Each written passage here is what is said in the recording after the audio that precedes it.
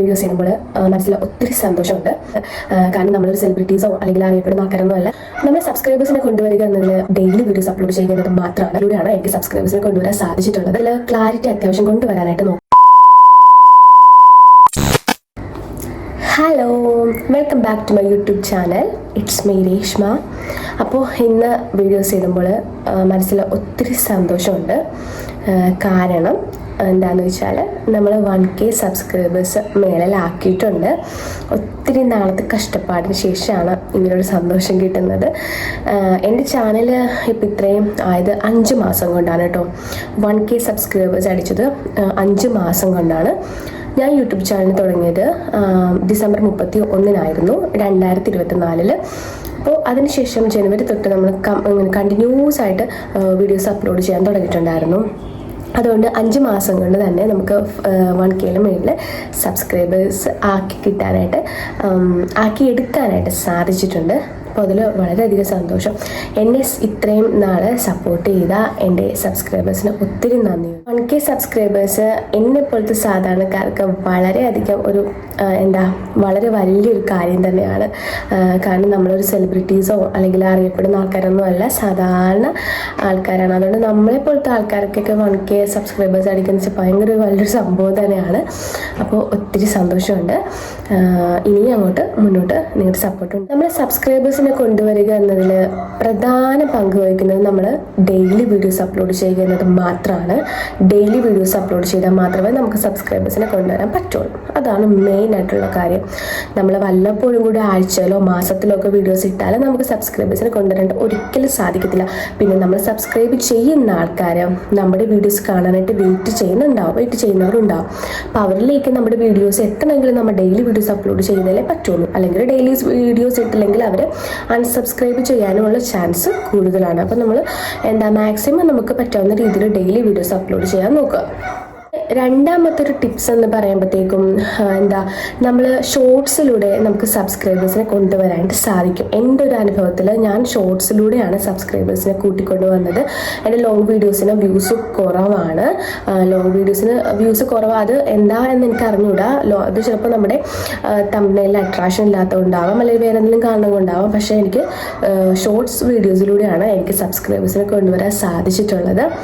എങ്കിലും നമ്മൾ long videos upload ചെയ്തേ പറ്റുള്ളൂ. കാരണം നമുക്ക് മോണിറ്റൈസേഷൻ നടക്കണമെങ്കിൽ 1000 സബ്സ്ക്രൈബേഴ്സ് മാത്രം പോലെ നമുക്ക് 4000 വാച്ച് അവറൂടെ വേണം.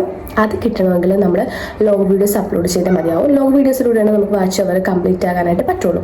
ഞാൻ പറഞ്ഞതുപോലെ നമ്മൾ ഡെയിലി വീഡിയോസ് ഇടുക. ഡെയിലി നമുക്ക് ഹോം ടൂറോ അല്ലെങ്കിൽ നമ്മുടെ ട്രാവൽ വ്ലോഗോ അല്ലെങ്കിൽ കുക്കിങ്ങോ ഫുഡ് വ്ലോഗോ എന്ത് കണ്ടന്റ് ചൂസ് ചെയ്തിട്ടാലും കുഴപ്പമില്ല. നമ്മൾ ഡെയിലി വീഡിയോസ് അപ്ലോഡ് ചെയ്യാൻ നോക്കുക. ഷോർട്സ് ആണെങ്കിലും ലോങ് വീഡിയോസ് ആണെങ്കിലും ഡെയിലി വീഡിയോസ് അപ്ലോഡ് ചെയ്യാൻ നോക്കാം.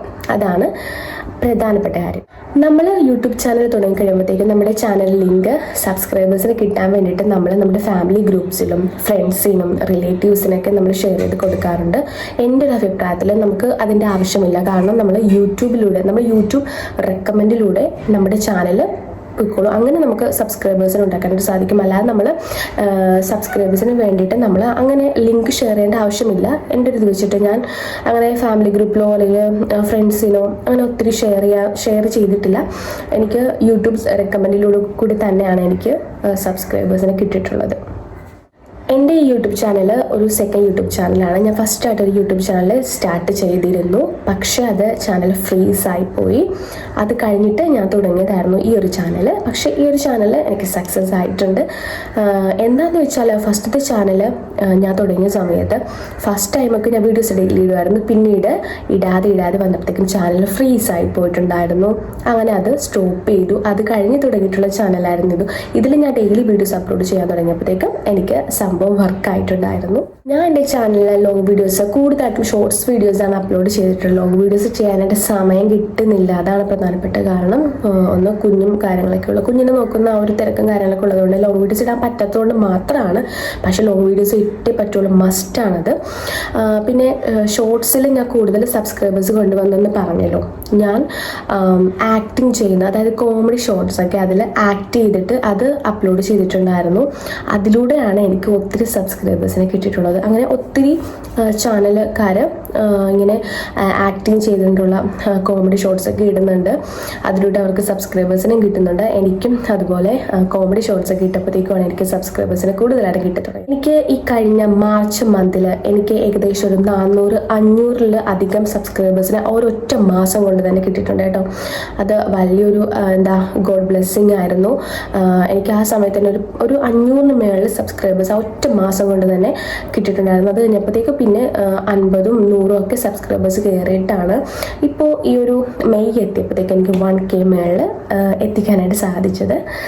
നമ്മൾ ഒത്തിരി കഷ്ടപ്പെട്ടാൽ മാത്രമേ നമുക്ക് സബ്സ്ക്രൈബേഴ്സിനെ കൂടാൻ സാധിക്കുള്ളൂ. നമ്മൾ വെറുതെ വീഡിയോ ഇടാതെ ഇരുന്നിട്ട് ഒരു കാര്യമില്ല. ഡെയിലി വീഡിയോസ് അപ്ലോഡ് ചെയ്യും. പിന്നെ നമ്മൾ വീഡിയോസ് ഇടുമ്പോഴത്തേക്കും അതിൽ ക്ലാരിറ്റി അത്യാവശ്യം കൊണ്ടുവരാനായിട്ട് നോക്കണം. കൂടുതലും നമ്മുടെ വീഡിയോസിൽ ക്ലാരിറ്റി ഉണ്ടെങ്കിൽ മാത്രമേ ഓഡിയൻസിൻ്റെ ഒരു അറ്റൻഷനും കാര്യങ്ങളൊക്കെ നമുക്ക് കിട്ടുള്ളൂ. ഓഡിയൻസിനെ പിടിച്ചെടുക്കുന്നത് നമ്മുടെ വീഡിയോയിലുള്ള അട്രാക്ഷൻ തന്നെയാണ്. പിന്നെ നമ്മൾ നോക്കേണ്ട ഒരു കാര്യമാണ് നമ്മുടെ ഹാഷ്ടാഗ്സ്.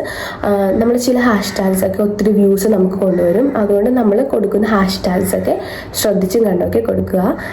കൂടുതലും വൈറലാകുന്ന വീഡിയോസിൻ്റെ ഹാഷ്ടാഗ്സ് ഒക്കെ നമ്മൾ നമ്മുടെ വീഡിയോസിലൊക്കെ കൊടുക്കാനായിട്ട് ശ്രമിക്കും.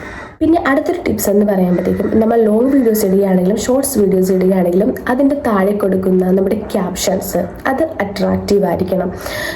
നമ്മൾ കാണാനായിട്ട് നമുക്ക് തോന്നണം. അതുപോലെ തന്നെയാണ് തംബ്നെയിൽ ഇടുമ്പോഴത്തേക്കും നമ്മുടെ ഓഡിയൻസിന് അത് അവർ എടുത്ത് കാണാനായിട്ടുള്ള ഒരു പ്രേരണ, ഒരു അട്രാക്ഷൻ ഉണ്ടാക്കിയെടുക്കണം. ആ ഒരു രീതിയിൽ മാത്രമാണ് നമ്മൾ തംബ്നെയിൽ സെറ്റ് ചെയ്യേണ്ടത്. തംബ്നെയിൽ സെറ്റ് ചെയ്യുമ്പോഴത്തേക്കും നമുക്ക് ഓട്ടോമാറ്റിക്കലി വ്യൂസ് വന്നോളും. അതുപോലുള്ള അട്രാക്റ്റീവ് ആയിട്ടുള്ള തംബ്നെയിലൊക്കെ സെറ്റ് ചെയ്യുക. അടുത്തൊരു കാര്യം പറയാനാണെങ്കിൽ നമ്മൾ യൂട്യൂബിൽ ഇടുന്ന ലോങ് വീഡിയോസ് 10 മിനിറ്റിൽ കൂടുതൽ നമ്മൾ ഇടാനായിട്ട് ശ്രദ്ധിക്കുക. 10 മിനിറ്റിൽ കൂടുതൽ ഇടണമെന്നാണ് യൂട്യൂബ് തന്നെ പറയുന്നത്. അപ്പോൾ നമുക്ക് അതനുസരിച്ച് നമ്മുടെ ഓഡിയൻസ് കാണുമ്പോൾ നമുക്ക് വാച്ച് അവർ വന്നുകൊണ്ടിരിക്കും. പിന്നെ സബ്സ്ക്രൈബേഴ്സ് കൂടാനായിട്ടുള്ള മറ്റൊരു മാർഗ്ഗം എന്ന് പറയുമ്പോൾ നമ്മുടെ ഓൺ വോയിസിൽ ഇടുന്ന വീഡിയോ ആണ്. നമ്മൾ ചിലതൊക്കെ നമ്മൾ ഷോർട്സ് ഇടുമ്പോഴത്തേക്ക് അതിലെ പാട്ടൊക്കെ ആഡ് ചെയ്യാറുണ്ട്. എങ്കിലും എൻ്റെ ഒരു അഭിപ്രായത്തിൽ നമ്മുടെ ഓൺ വോയിസിൽ ഇടുന്ന ഷോർട്സിന് നല്ലൊരു റീച്ച് കിട്ടാൻ ചാൻസ് ഉണ്ട്. ഞാൻ യൂട്യൂബിൽ പലരുടെയും ഒരു അനുഭവം വെച്ചിട്ട് അവരുടെ ഇത് വെച്ചിട്ടാണ് ഞാനും പറയുന്നത്. ഓൺ വോയിസിൽ ഇടുകയാണെങ്കിൽ നമുക്ക് സബ്സ്ക്രൈബേഴ്സിനെ കൊണ്ടുവരാനായിട്ട് സാധിക്കും. അപ്പോൾ എൻ്റെ യൂട്യൂബ് ജേർണിയിൽ എനിക്ക് 1K സബ്സ്ക്രൈബേഴ്സിൽ അത്രയും മേളിൽ ആക്കാനായിട്ട് സാധിച്ചത് ഇങ്ങനെയുള്ള ചെറിയ ടിപ്സൊക്കെ ഫോളോ ചെയ്തത് കൊണ്ടാണ്. അപ്പോൾ നിങ്ങൾക്കും സാധിക്കും 1Kയിൽ മേളിലാക്കാനും മോണിറ്റൈസേഷനൊക്കെ ആക്കിയെടുക്കാനും നിങ്ങൾക്കൊക്കെ സാധിക്കും. അപ്പോൾ ബിഗിനേഴ്സിന് വേണ്ടിയിട്ടാണ് ഞാൻ പറയുന്നത്. ഇപ്പോൾ നമ്മളെപ്പോലുള്ള ഒത്തിരി കുഞ്ഞു ചാനൽസൊക്കെ ഉണ്ട്. അവരെയൊക്കെ നമ്മൾ മാക്സിമം സപ്പോർട്ട് ചെയ്യുക. ഇങ്ങനെ ചെറിയ ചാനൽസ് സ്റ്റാർട്ട് ചെയ്തിട്ടുള്ള ബിഗിനേഴ്സിന് വേണ്ടിയിട്ടാണ് ഞാനത് പറയുന്നത്. നമ്മൾ മാക്സിമം ഡെയിലി വീഡിയോസ് അപ്ലോഡ് ചെയ്യാൻ നോക്കുക. ഹാഷ്ടാഗ്സ് നോക്കുക. ലോങ് വീഡിയോസ് അപ്ലോഡ് ചെയ്യാൻ നോക്കുക. പിന്നെ നമ്മൾ അട്രാക്റ്റീവ് ആയിട്ടുള്ള തംബ്നെയിലും കാര്യങ്ങളൊക്കെ കൊടുക്കുക. അപ്പോൾ എന്തായാലും എനിക്കും 1Kയിൽ മേളിൽ കൊണ്ടുവരാൻ പറ്റിയിട്ടുണ്ടെങ്കിൽ നിങ്ങൾക്കും സാധിക്കും. അത് ഉറപ്പാണ്. അപ്പോൾ എല്ലാവരും ഈ ഒരു ചെറിയൊരു ടിപ്സൊക്കെ ഒന്ന് ട്രൈ ചെയ്ത് നോക്കുക. അപ്പോൾ ഇന്നത്തെ വീഡിയോ ഇത്രയേ ഉള്ളൂ. അപ്പോൾ വീഡിയോ ഇഷ്ടമായെങ്കിൽ ഒന്ന് ലൈക്ക് ചെയ്യുക, ഷെയർ ചെയ്യുക, സപ്പോർട്ട് ചെയ്യുക. അപ്പോൾ നെക്സ്റ്റ് വീഡിയോയിൽ കാണുന്നവരെ ബൈ ബൈ.